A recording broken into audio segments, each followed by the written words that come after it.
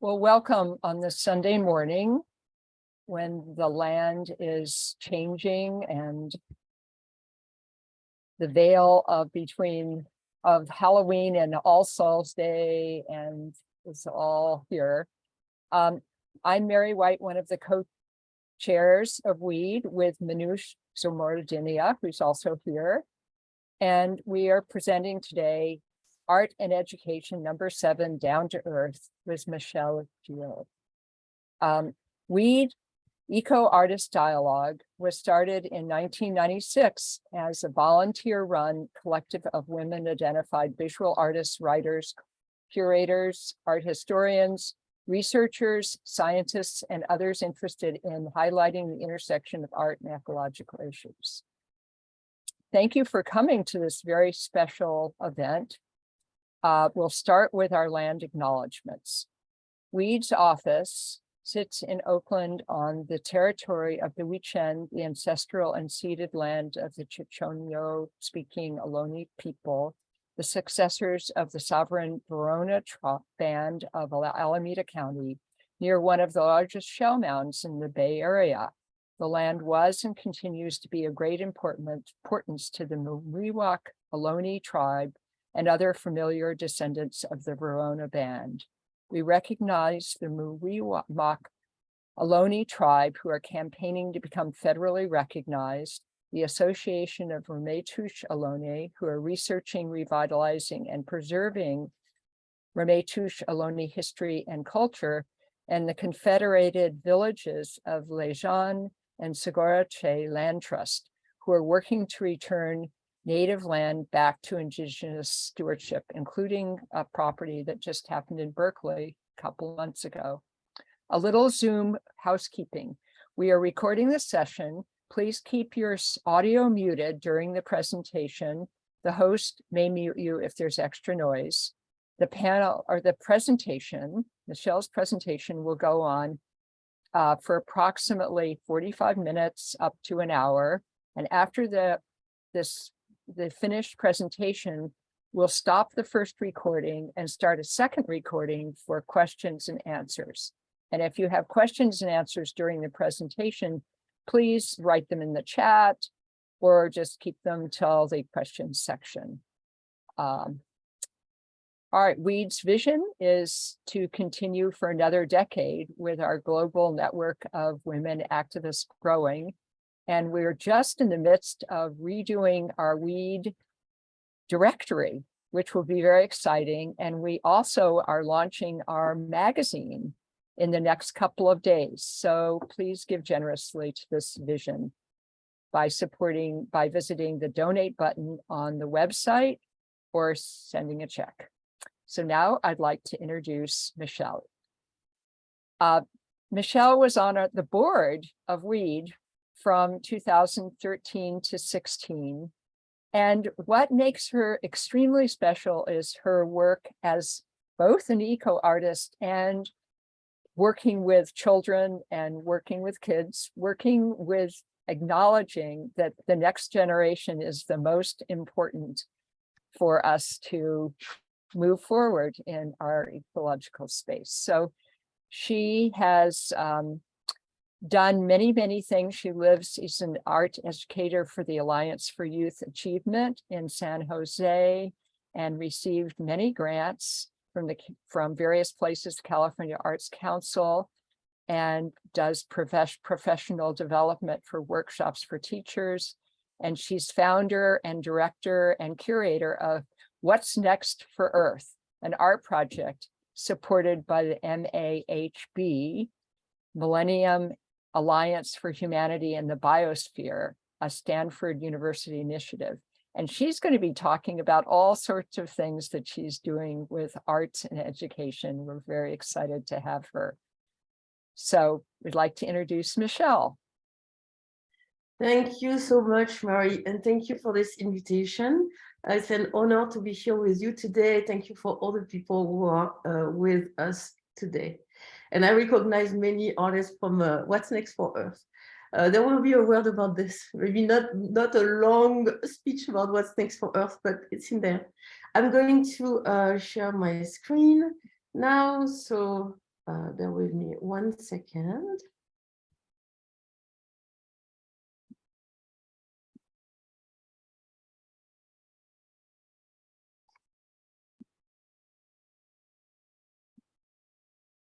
Okay. There you go. Right. We can see it. Beautiful. And I'm going to, I think the view is on presenter, so you should see a big slide and me very small. Yes. Okay. Oh, so we are at a crossroads. This on the left is the Guardian cover last Friday. So on the day that Shell reported another round of bumper profit and UK temperatures hit 20 degrees Celsius in October, the UN finds there is no credible way to keep to the 1.5 degrees Celsius climate target. So in this new report, the UN Environment Agency has said the failure to reduce carbon emissions means the only way to limit the worst impacts of the climate crisis is a rapid transformation of societies. On the right is a photo I took last Sunday while hiking along the Metolius River in Oregon. So what's on the left is always on my mind and keeps me up at night. What's on the right helps me cope, recharge, and get inspired to continue trying to help as an artist and as a teaching artist. And as French astrophysicist Aurélien Barraud says, I think it's a very beautiful sentence. He says, beauty is everywhere, but the catastrophe is immense. So this is this paradox we live with, right? Okay. So why down to earth? So down to earth, my recent participatory installation at Gallery Route 1 in Point Reyes, some of you saw it, is an attempt to represent the complexity of our multi-crisis. And it's a mix of ecology, economy, equity, and energy, and it's completely intertwined. So people during this participatory installation could share their thoughts and ideas on little tags. Down to Earth is the title of a talk by Donella Meadows, one of the leading writers of Limits to Growth, published in 1972. So this year is the book's 50th anniversary. For 50 years, at least, we have known that there is no infinite growth on a finite planet. And yet, business as usual prevails. So we are going to, I'm going to show you a piece of the video that is on this slide.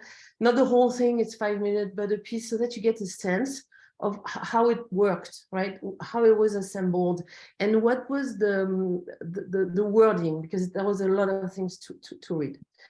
So let's, I'm going to start it here and stop it so here.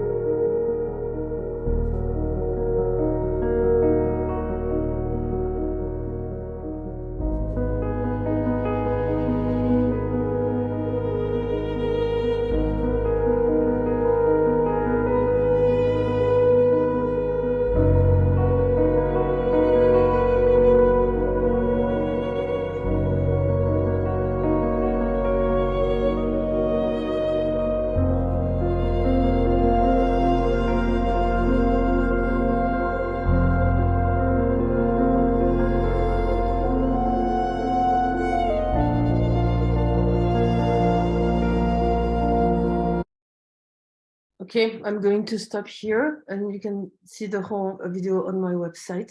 That gives you an idea of the installation.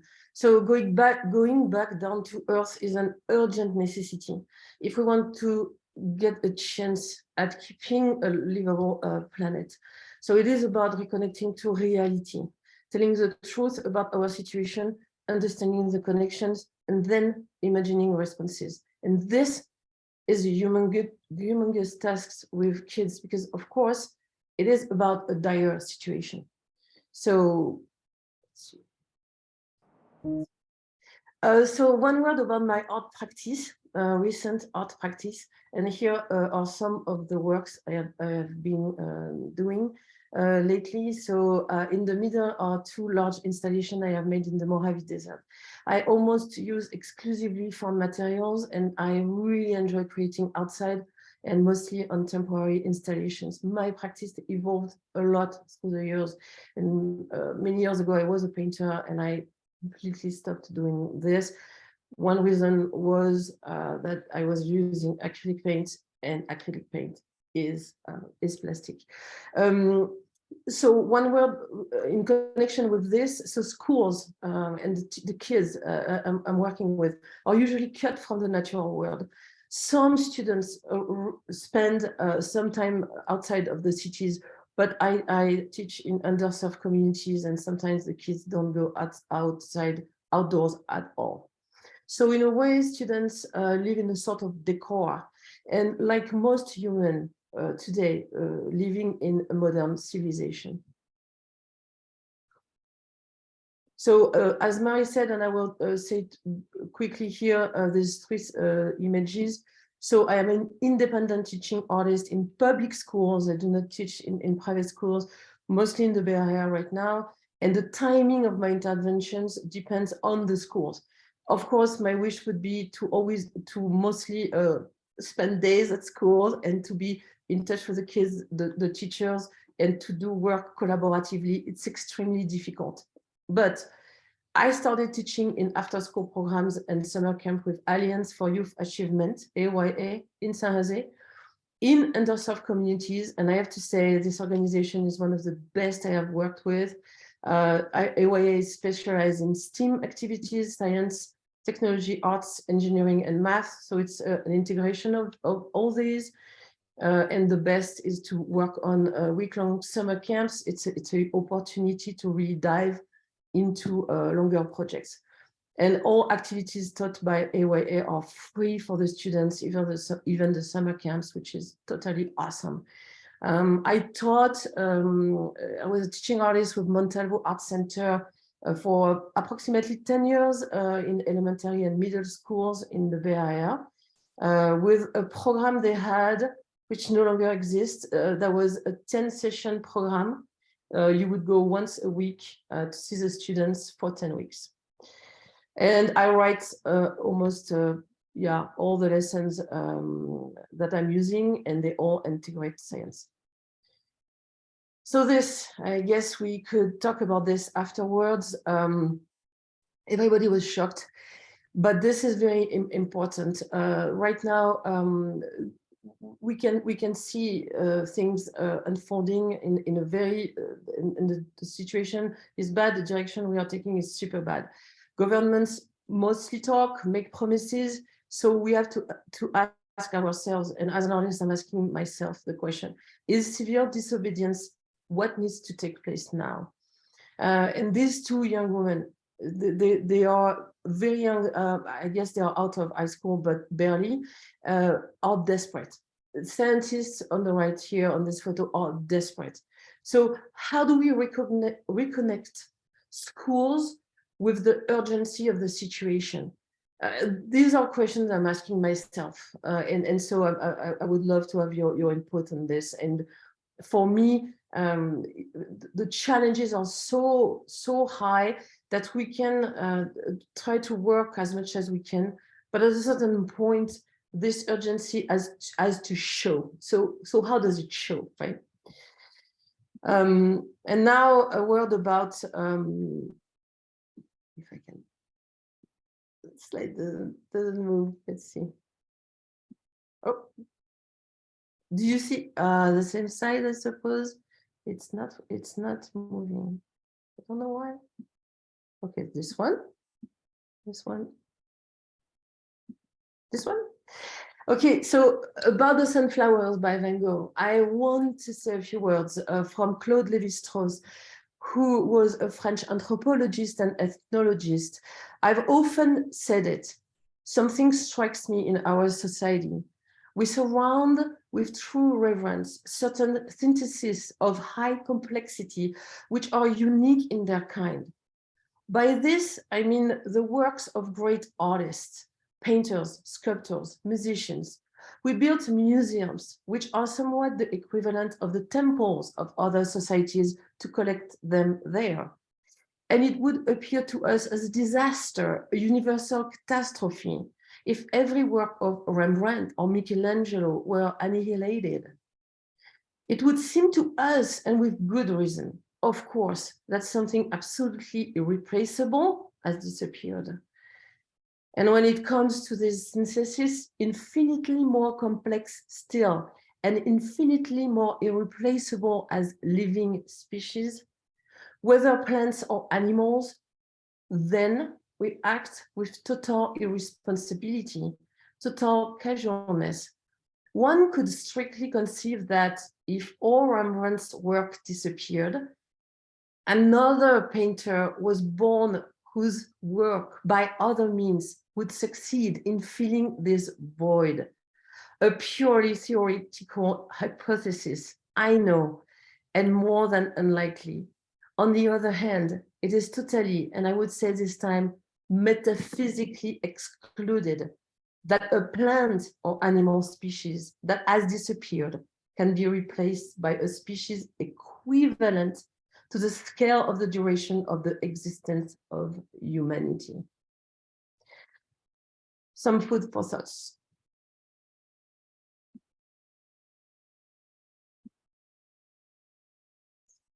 So my observation is that the interest in our planet varies widely amongst the students. The global north has drifted into a very artificial world, disconnected from the reality of the skinny layer of life humans inhabit on Earth. An artificial world where only a few people realize how food is grown, produced, and distributed, for example. So on the left here, that's what I wish I could share with the students. And I share that too. In the middle is what reality is. And on the right, unfortunately, the distraction. And it's some sort of a tide. We have to deal with this as educators. Here's an exercise, and I hope it will inspire people who teach to do the same, because it's extremely simple, but it goes very deep. Here's an exercise I love doing to reconnect with reality in the classroom, where I spend most of my time with the students. Okay, I would love to be outside, but that's not the case. So I tell them, I say, look around you, and it's any grade. What do you see? Chairs, tables, a whiteboard, pencils, books, a screen, trays, lamps, the ceiling, anything, shelves, boxes. What do you think they are made of? All the materials come from a place on Earth. A forest, for example. Okay, the easiest is to say, okay, this table, if it's wood, yes, the wood was somehow at a certain point, the wood, a tree was cut and the wood was harvested. But it goes for every material. So I ask them to work in small groups, pick an item in the classroom, guess what it is made of, and do a quick research on the internet. And then we share the information and check if the guesses were accurate.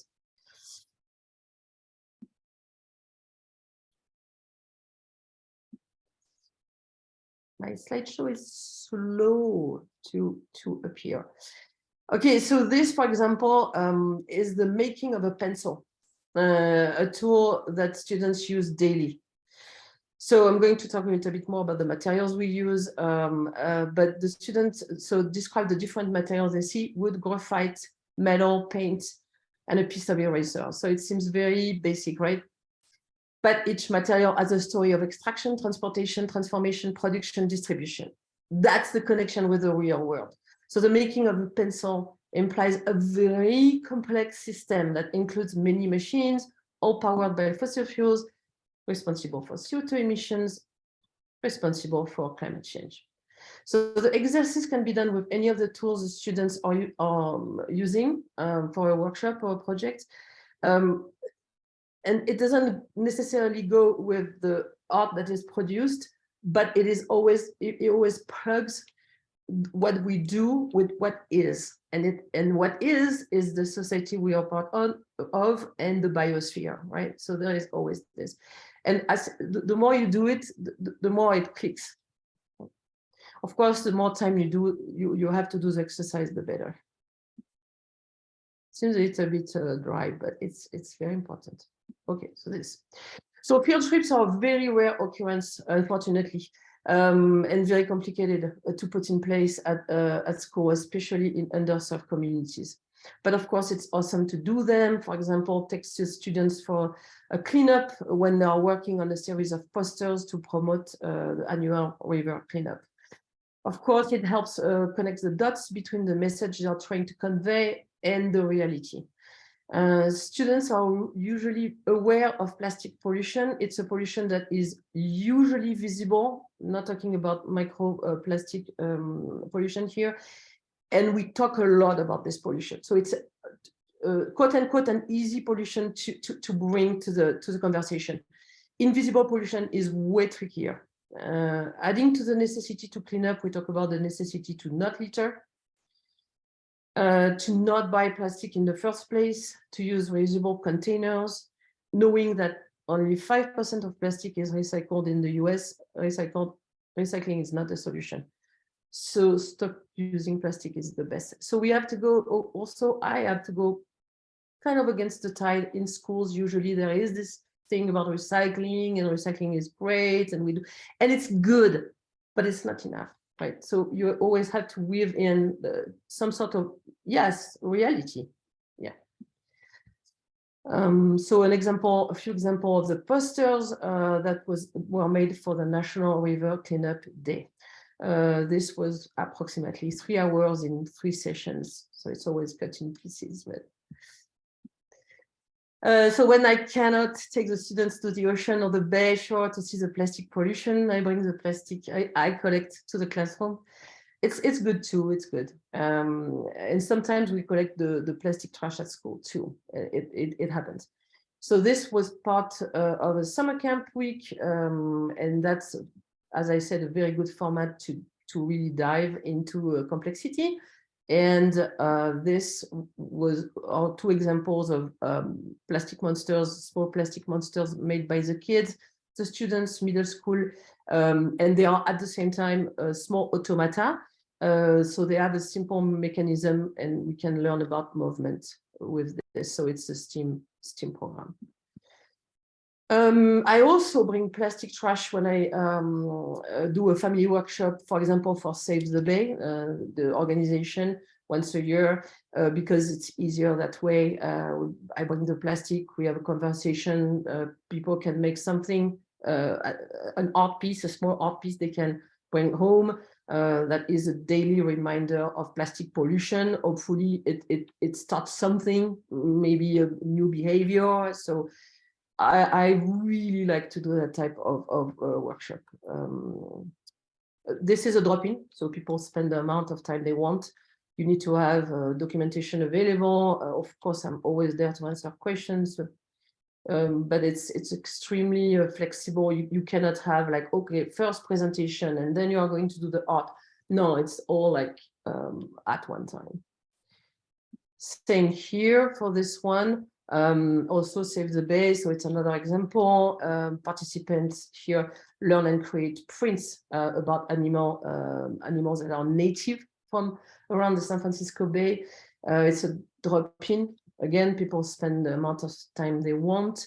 The carving pads are from raft. I will talk about that later, and they are petroleum based. So there is a quick explanation about this material that contains or is made of with oil derivative products from oil. It's always important to say it, even if we don't have a lot of time. And I also will say why I used these carving pads coming from Raft. Materials. So I only buy very little material for the art lessons and project I do. I rarely go to an art store at all. When I do buy something, I use Raft. So teachers around the Bay can buy donated stocks of materials discarded by local companies.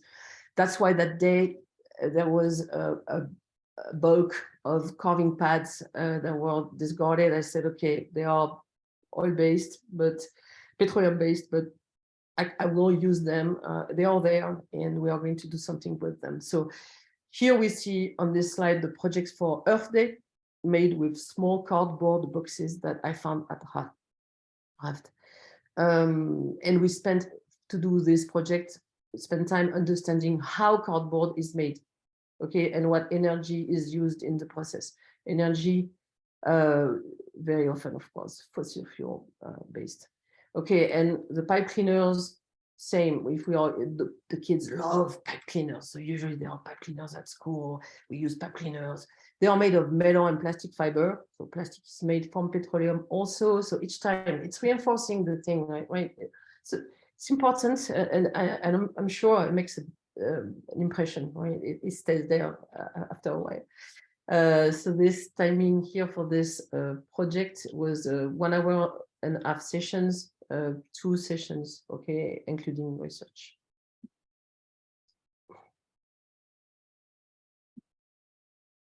So using any tree, I try to do that as much as I can. Any plant, they are at school, taking the students outside the classroom for observation, and making drawings. So that is really important, simple to do as much as we can. Same here with observation of leaves in autumn, and I'm sure a lot of the art teaching artists here. I know Marianne, I love her work with the students. That's also something she does, and it's absolutely awesome. It's a small experience, but it counts. It counts. It's important. This here was making something for someone special with elements gathered at school and in our neighborhood. So not everything has to do with climate change, but everything has to do with how much material we use. We don't need all sorts of fancy stuff to create beautiful art. That is also a very, very important message. And we can also create and make beautiful things for our friends. And this was for Christmas. You see the kid when he is wearing his Christmas hat here. Something a little bit different, but a beautiful exploration of gravity and friction.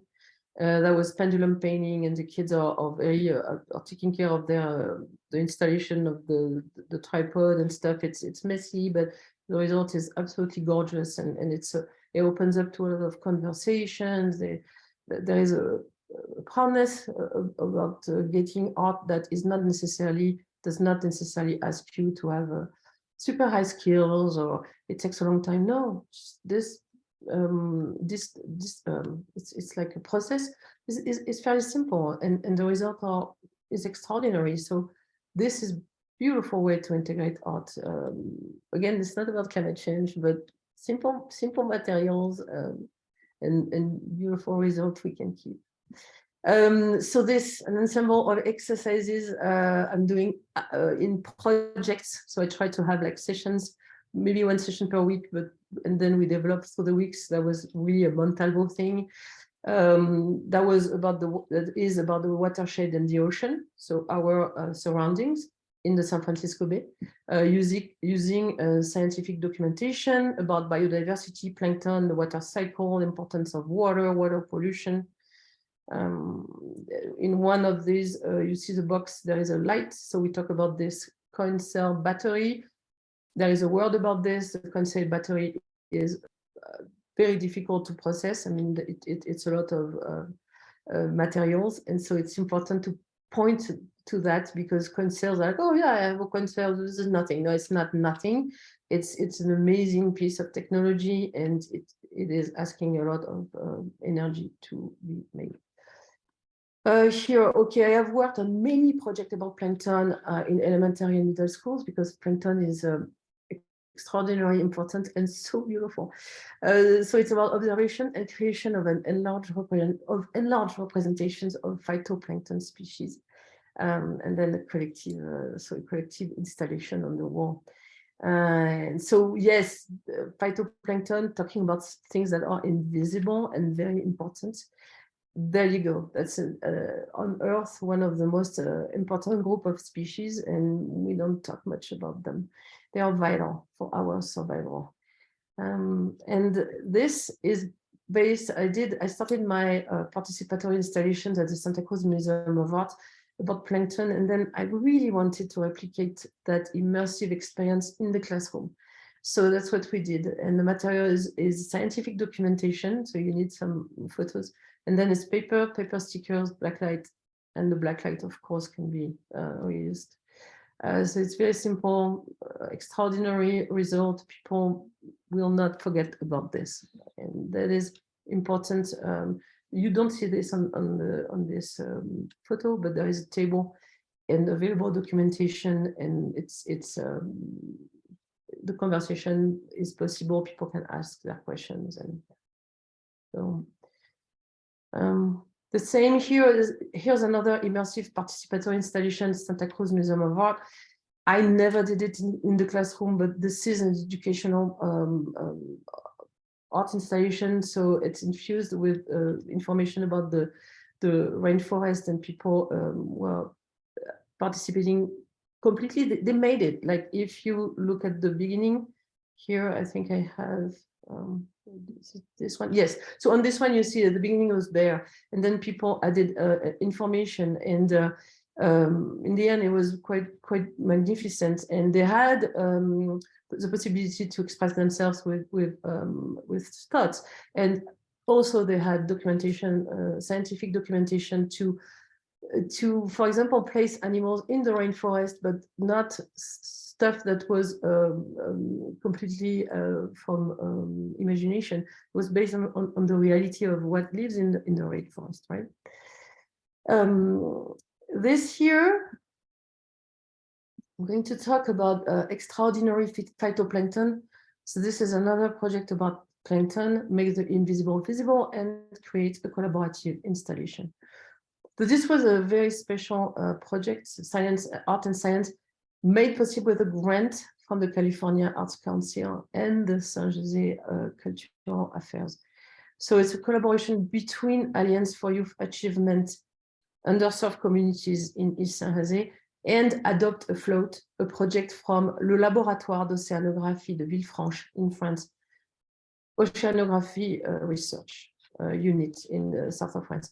So middle school students from East San Jose and elementary and middle school students from schools in the south of France participated. So why is it so important to talk about this? Because phytoplankton, as I said, plays a vital role in the ocean and beyond. And it's extraordinary to dive into this, no pun intended, but to dive into this knowledge that phytoplankton absorbs CO2, produce oxygen, sequester carbon, and is the base of the ocean food web. And last but not the least, phytoplankton is at the origin of how oil is made at the bottom of the ocean. So it's really rich.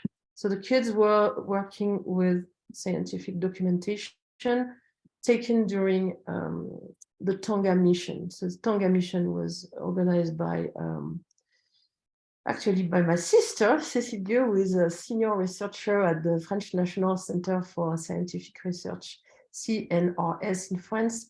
The mission was in the South Pacific Ocean. So we took the advantage of this beautiful report on the mission to tell the kids to say, hey, you're going to work with the photos the researchers just took about the phytoplankton in the South Pacific. So it was quite interesting. So here they are, those beautiful documents of the phytoplankton. And then my sister, so it's extraordinary when you can really work with scientists. Usually I do my own presentations about science, and I try to be, of course, very thorough and to follow best information I can find, and it's usually the IPCC, the Intergovernmental Panel for Climate Change, and so that is very important. But so this, when Cecile can present, this is best because we mix. That was in France. We mix we have the scientist presenting, and then we can do the art project. It's awesome. So this is not very, it's not super pretty for sure, but so what we do is that the students use simple materials to create their pieces, right? It's cardboard from food packaging, pencils, and black Sharpies. So we also use a piece of Velcro behind each drawing to create a 3D effect once they were placed on the wall. But in the making, we learn about the cardboard box. What is it? And we found that phytoplankton connects with the cardboard. Phytoplankton is a material that eventually becomes oil after a process that takes millions of years. And oil is used in many steps during the making of the cardboard. So if we had more time, it would have been great to analyze all the materials used in the art project, right? Again, the pencil, I didn't do it this time again, the Sharpie, etc. So here are the students placing their drawings on the wall of their classroom. The collaborative work. And here are the elementary students hiding behind their drawings before creating a mural with all of the drawings in the school's library. So here, this is an ensemble of drawings of phytoplankton species by elementary students. And it's interesting to see that the different cardboard packaging make color variations that are very cool. And here, so the kids worked in their schools. They had a mini show in their schools with what they did. And then everything was brought to the laboratory, the Oceanography Center in Villefranche-sur-Mer, and installed on the wall of the on site. And we sent the drawings the students in Saint-José made. We sent them to France, so they were very happy about that. And we mixed them all. So here we are. Here we have a plankton soup with all the students participating with our drawings.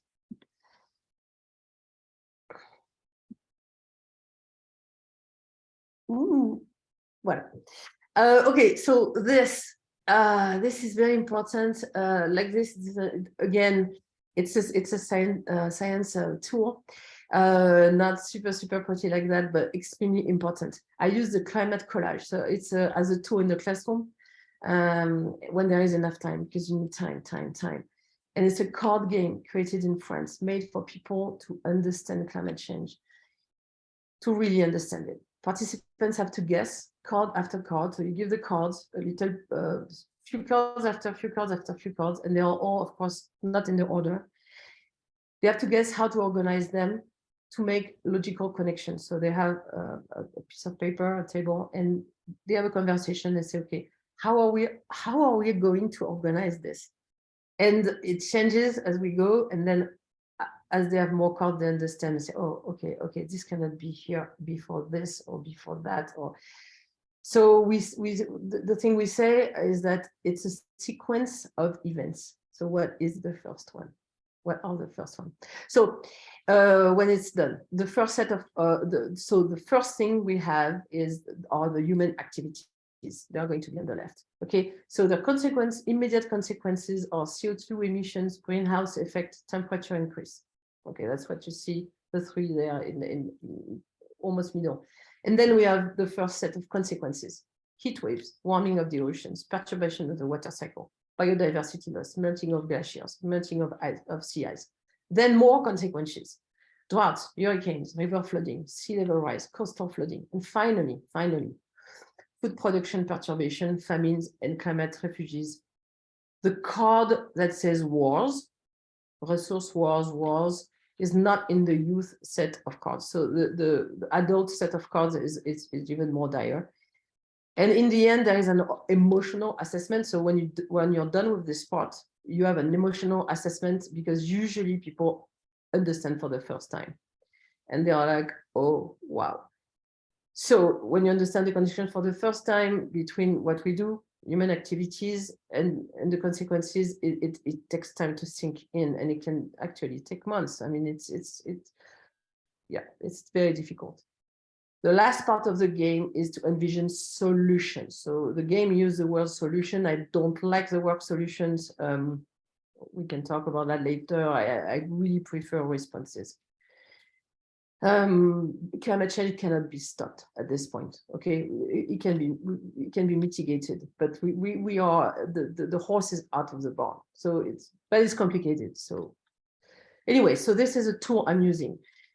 So here I am doing it, or rather the students, middle schoolers are doing it at Matheson in East Saint Jose. So it is a collaborative project. It stimulates discussions, and the cool thing about it is that we can add more information. You see the car here. It was a summer camp. We used the opportunity to say, okay, we can add images. So we made some stamps to talk about the CO2 emissions, the way we burn fossil fuel. So it can be enhanced. It helps the comprehension of it. Okay, the result is not necessarily stellar this time in terms of, oh, wow, what beautiful art. I think it could be, of course, better, but I wanted to share this with you because this is a way to anchor in reality and to really make the kids think about things that are, it's real, and the game exists because they can handle it. So if we take the time to talk a lot about how do they feel? And also one thing very important that I didn't say, I take time to, of course, this is general. This game is general. The global north is mostly responsible, of course, and in the global north, not everyone is responsible at the same height. So this is another depth of conversation, of course. Okay, I'm talking about art, and I don't hesitate to really pull sometimes graphs that are a little bit cold but necessary. So this is the beginning of conversation that helps to understand, and adults and everybody should see them for that matter, because I think sometimes we don't realize things the way they are. And for example, we talk a lot about renewable, and they are. Sometimes you hear numbers and like, oh, it's almost all renewable, all renewable. Well, the reality is we are a civilization that is using still approximately 85% of everything fossil fuel, and the rest is, yeah, some renewable. So it's a difficult situation. This is not true that if we would switch, we could do that. And no, because we saw before that oil and oil processes and petroleum products are everywhere. So it's not like just, oh, we should do that. So this is another example of the climate collage made by middle schoolers. This one was online. So the question was at the beginning, do you do sometimes teaching online? Yes, summer camp online was crazy, but they worked on some. It's an app on the internet that is called Mural, MULRAL, and I use it a lot. So you can collaborate and directly put your images, etc. So that was pretty cool to do that. Okay, this is an overview of the online summer camp that was arts and climate change. So there was a ton of activities. I really tried to have something very exciting to do with the kids, and we had a lot of art thing in there, making things, a lot of research. And also, for example, if we take this day, that day, we had a garden visit, and that was Kai's garden. My husband has a beautiful garden at home, so I did the visit garden with the laptop, because we had planted seeds at the beginning of the summer camp. The kids had their seeds growing, so we were looking at our seeds and our plants. And then that day we did cyanotypes from the plants they gathered in their backyard, if they had some, or in their neighborhood. And then also we had that day a session about the solution for our climate collage. So it was, we tried to have food days and very interesting conversations together. Okay, this is also something I really like to do, and I encourage anyone who is teaching to use it. It's a great exercise, and you can do it at pretty much any grade. This one is in French. It was done in France with teachers, so it's with teachers in France, but it's remote. It's on Lyon, and it's with le Laboratoire d'Océanographie de Villefranche. So how can we understand better the ocean with an art piece? So that is very cool, because you take the art piece, you don't talk about the artist, you don't talk what the intents were, you just show the artwork, and you take a long time to just look, and you dive into the description, and you see all the details and stuff. And then the second part that would be on the right is like, okay, so from this observation, what can we imagine? What does that mean? And what did the artist try to tell us and stuff? And then you uncover the last part that you see, the bottom and the left, and say, okay, here's the artist, and here's what he wanted to do. But you don't do it first, right? You let the art speak, which is really nice. So you need at least 1 hour to do that. I love to do this. So that's art and education, but taking the art that exists, right? And then talk. Okay, a word about what's next for Earth. I cannot not talk about it. So it's not a project at school, of course, but I started it during COVID. It's an art and education project for sure, but in the sense of it's more using the whole community of artists thinking about a course. And in this case, it's the Think Resilience course by Richard Heinberg, who is the world specialist about the post-carbon civilization. And he is part of the Post-Carbon Institute. So the Think Resilience course is kind of dry, but it's amazing. I mean, it's full of information and stuff, not very artsy. But each article each article from What's Next for Earth is based on a lesson of the course. And so the course is great at explaining the complex situation we are in and learning how to build community resilience. It's not just saying, look at the problem. It's okay, this is what it is. And then from there, you can do something, right? So I think everyone today needs to have a more precise idea of what is going on. And unfortunately, the media does not do a great job at that. So the Think Resilience course is packed with information, and the artists participating offer thought-provoking visions to each lesson and help the viewer to understand the ideas better and with more emotions, which I think is so awesome. And so I encourage everyone to go to the website, what'snextforearth.com, or on the Instagram account and see all the amazing art that people contributed to. I mean, it's impressive. So on the left, you have the What's Next for Earth Instagram page. And on the right, you can see the 13 exhibitions from the Think Resilience course already made. And then the 3 at the bottom are not part of the Think Resilience course. These articles were part of previous articles before we started the course, Think Resilience course. So here on the left, you have a few of the artists' contribution to the last article. In the middle page here, you have the Think Resilience free online course, and you can see the lesson and What's Next for Earth exhibition at the bottom. So it's a reference to which you need to click and go see it. And on the right, you see the MOB arts page. So the Millennium Alliance for Humanity and the Biosphere, an initiative by Stanford University. So the website, the MOB website, hosts What's Next for Earth, articles, exhibitions. And at the bottom of this MOB arts page, you see the Deep Transformation Network section.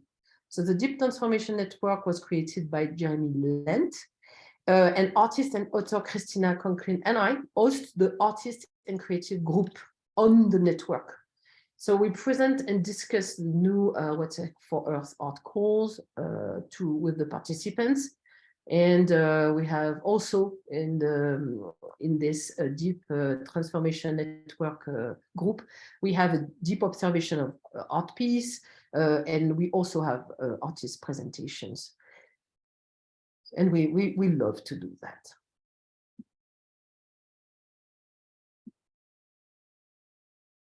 And I think that's my last slide. So here we are at the crossroad. We are seeing the limits of a system that puts profit before life and is destroying the biosphere. Humans, mainly in the global north, are taking much more resources than Earth's capacity can replenish. Human activities powered primarily by fossil fuels, oil, gas, and coal produce vast amounts of pollution, some of which are greenhouse gases responsible for a rapidly changing climate. So we are seeing heat waves, floods, droughts increasing worldwide. In 200 years, we destabilized a climate that has been stable for 10,000 years. It is challenging to talk to the students, especially the young ones. It takes time to make sense of the scope of what is unfolding. And very often at school, the format for art intervention is very limited in time. So we need to go back down to earth and tell the truth to the youth about our situation, and scientific information is key.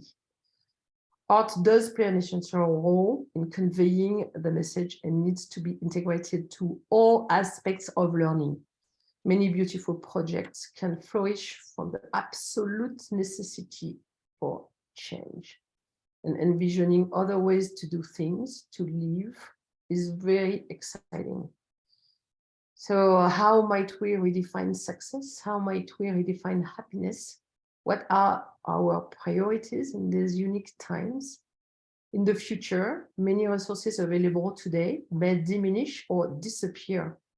But one thing we have in unlimited supply is creativity, and we need all of it right now. Thank you. Thank you. Thank you. Let's give everybody a virtual, maybe we can, Noosh, can we set, there we go. So thank you very much for this wonderful presentation and all the information. And we will now stop this recording and then start up the next recording for questions and answers. So stay on the same link and we'll be right back.